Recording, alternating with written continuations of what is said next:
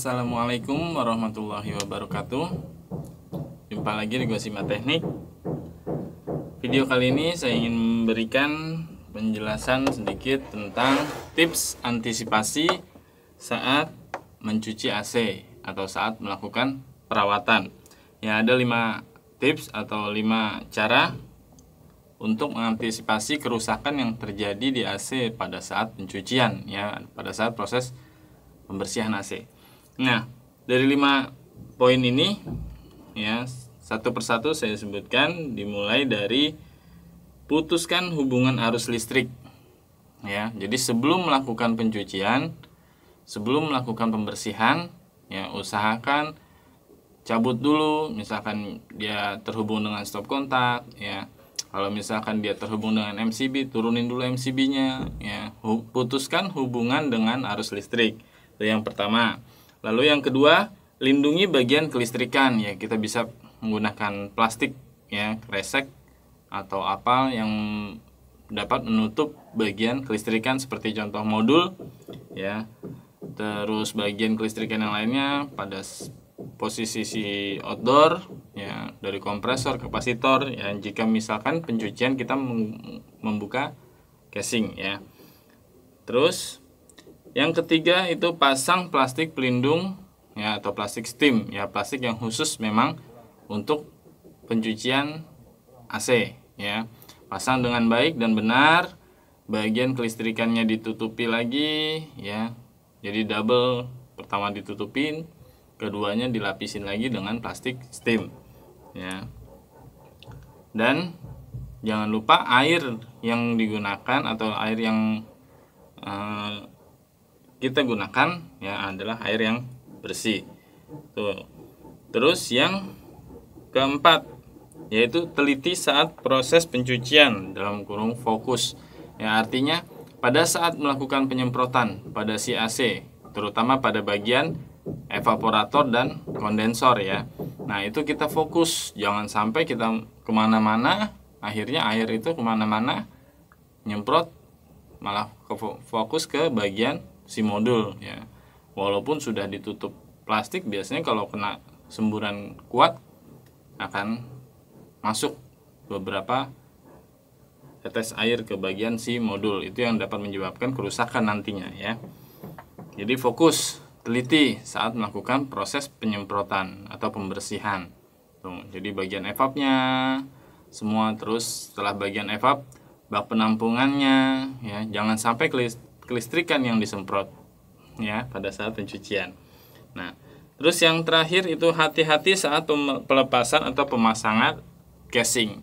Jadi ada beberapa merek AC, ya, atau tipenya, ya, yang menempatkan sensor atau indikator pada bagian casingnya. Nah, itu yang harus hati-hati. Jadi pada saat proses pelepasan jangan langsung ditarik begitu aja. Kita lihat dulu ini indikatornya menempel di bagian casing atau tidak, ya. Jadi harus teliti di situ, harus dilihat dulu, hati-hati. Jika memang tersambung, lepas dulu soketnya, lepas casingnya, baru di bawah, ya, baru kita lepas si sensor atau indikatornya, ya, supaya aman dari air. Nah, bagian kabelnya juga, kabel sensornya atau kabel soket pada indikator tersebut harus ditutup, ya, supaya aman. Tuh 5 poin ini, ya, yang harus kita perhatikan. Jadi tidak hanya untuk si teknisi, ya, untuk konsumen juga atau untuk si yang punya AC juga harus memperhatikan poin-poin ini. Supaya apa? Supaya nanti pada saat si teknisi nyuci, kita harus lihat, oh, udah dicabut atau sudah diputus hubungan arus listriknya. Terus, oh iya, dia bagus melindungi bagian kelistrikannya, ya. Terus pada saat penyemprotannya, ya, dia fokus, bersih, teliti. Pada saat pelepasan casing atau pemasangannya, dia hati-hati, teliti, ya.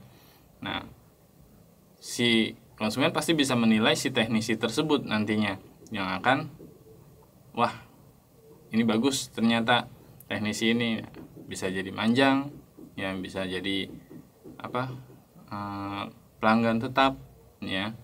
Jadi ini tips ya yang harus diperhatikan pada saat proses pencucian AC, supaya nantinya setelah melakukan proses pencucian AC, dihidupkan kembali si AC tersebut dan masih kondisi baik ya, masih kondisi sama, bahkan lebih bagus ya, karena setelah dicuci lebih dingin, tidak ada masalah setelah proses pencucian ya. Ini banyak sekali yang terjadi.